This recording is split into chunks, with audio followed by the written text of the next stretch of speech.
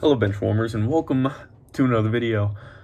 This is a little bit different than what I usually do. I'm thinking of starting something a little bit new, do a little different thing. I wasn't planning on doing too much stuff with me in the face. I was hoping to do more on the computer, but I'm also very bad at that stuff. And I know it doesn't look like I'm much of a sports channel with this background here, but till I figure out how to be smart, that's what you get.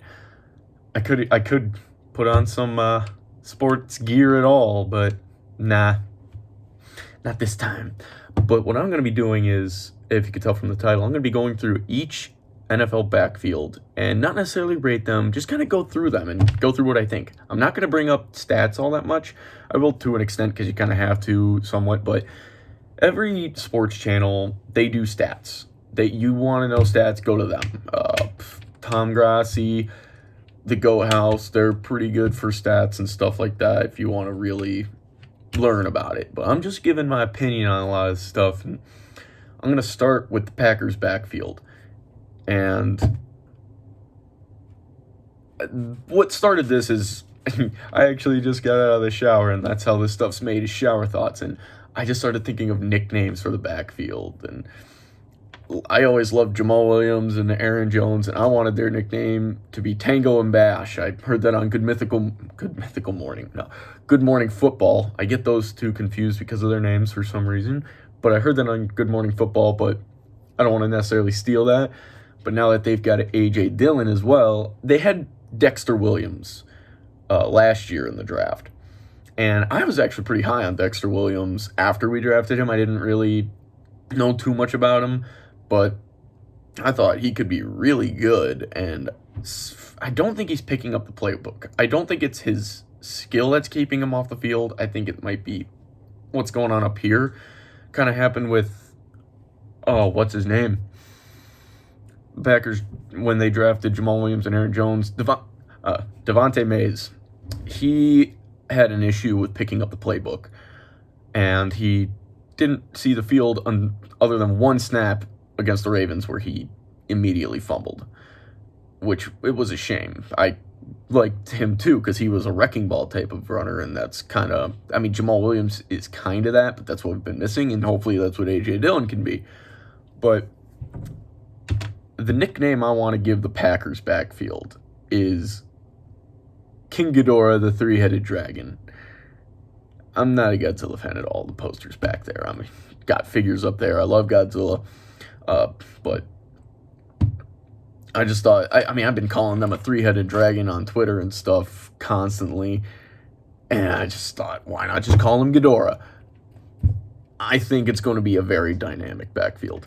Aaron Jones, I always knew he was going to be that type of runner.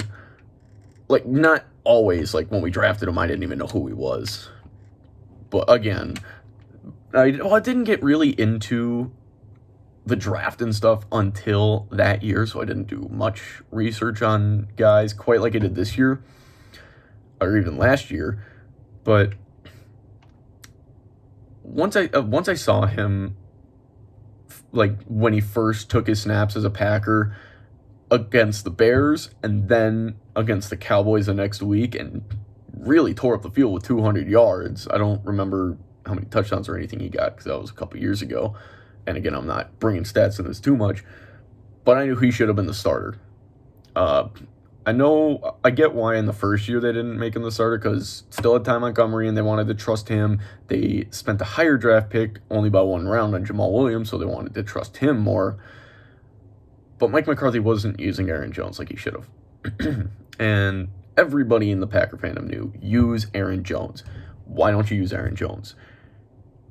And we finally get a coach that uses the run game and tight ends the way they should be, and look at what he does. Tight ends the way they should be, meaning like not just blocking or receiving, which McCarthy didn't use the running back or the tight ends like they should. Matt LaFleur is a much more even offense, and it did great things for the Packers, obviously. And when you use Aaron Jones as the number one back, good things happen, obviously. He was just right behind Christian McCaffrey in stats. and Christian McCaffrey was in the running for MVP at some point. And then I'm going to move on from Aaron Jones because I could go on about him for a while. But then there's Jamal Williams. He is a very serviceable back. I think Jamal Williams is good. He's had games where he's exploded. I don't know what it is, but it's like one week Aaron Jones will kind of slow down, and that's when Jamal Williams just picks it back up, and he gets a 100-plus yard game. And I like Jamal Williams a lot. He's a great character, too. And they were a great 1-2 punch. I thought it was great. Just Aaron Jones is the type of guy you swing him outside, and you can be a catching threat. He worked on his pass blocking, which was an issue, and he worked on that, and that was the only reason that Jamal Williams was getting snaps out of him is because pass blocking in McCarthy's offense, that was the most important thing. But he worked on that. He got the snaps, showed what he can do. Jamal Williams was always good at pass blocking, and he was a decent running back. I wasn't his biggest fan the first year until the Tampa Bay game, because until then, he didn't really do too much, in my opinion. When he first started, it was him and Tom Montgomery versus the Seahawks. I was at that game, and they couldn't get anything going on the ground at all against the Seahawks. I get that.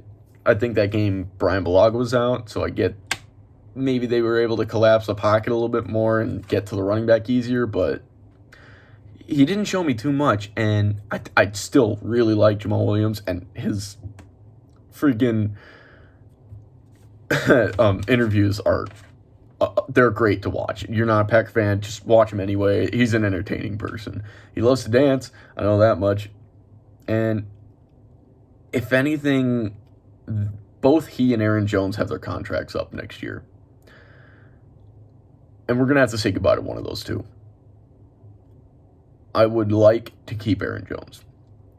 He's going to be expensive, but he's the best back we've had since Ahman Green. Eddie Lacy had a chance to be the best back the Packers have had in a long time, but again, Mike McCarthy's offense kind of screwed him out of that, because when Aaron Rodgers went down his rookie year, he tore up the league. But when Aaron Rodgers came back, they stopped using Eddie Lacy as much, and he probably lost some of his, motivation, I guess, because he started eating a lot more, and you know how that ended up. And I would rather keep Aaron Jones than Jamal Williams. He's a much more dynamic back. I don't want to say goodbye to either of those two, but I know we're going to have to. I would rather pay Aaron Jones, let Jamal Williams walk, or maybe even trade Jamal Williams in the middle of the season, depending on how Dexter Williams does. What if he takes a big jump? Then you got another guy, and then there's Tyler Ervin as well. He's a running back, but I don't want to use him in the backfield. I know he was pretty good when they used him in the backfield, but we need a punt return guy, so please don't put him in any more danger than you have to. And then on to the final guy, A.J. Dillon, the latest draft pick. I can't wait. I've just seen so much stuff on this guy, and he's super fast for a guy his size. He's a bulldozer. In Boston College, I know it's just because I didn't really know anything about him until they drafted him. He wasn't even on my radar. Most running backs weren't on my radar for this draft. Just because I didn't think the Packers were going to... I figured they would, but I didn't look too much into it. I didn't think they'd spend that high of a draft pick on one. I'm glad they did to get A.J. Dillon. A lot of people didn't like this draft. I've come around to it, realizing what the draft is for, what this draft was meant for the Packers. And A.J. Dillon, I think, was the right pick at second round.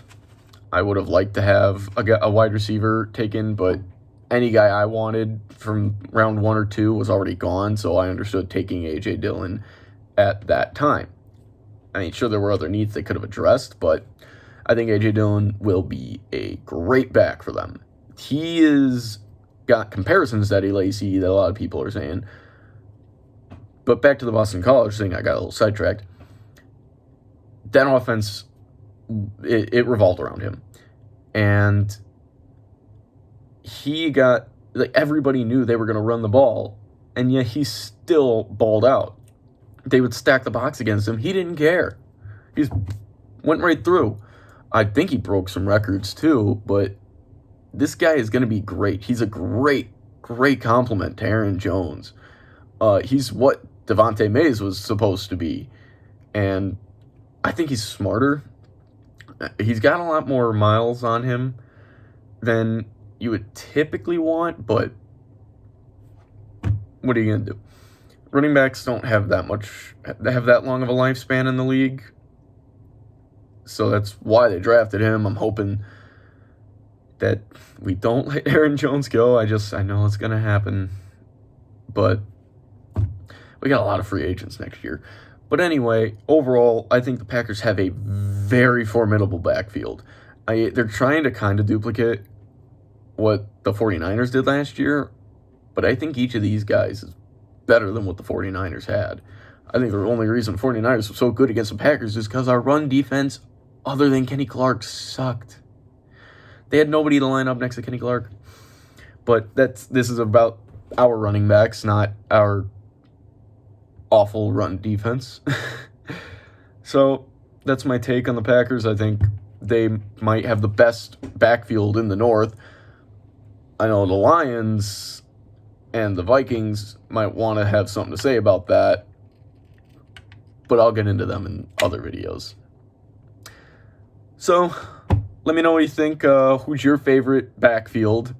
You can use your team or have what your team backfield is, or what your not favorite team backfield is. I wouldn't know how to say that otherwise. But thank you for watching. Let me know what you think down below. If you're new to the channel, subscribe. You should already know that. Even if you don't like this content, subscribe. It boosts my ego. See you later.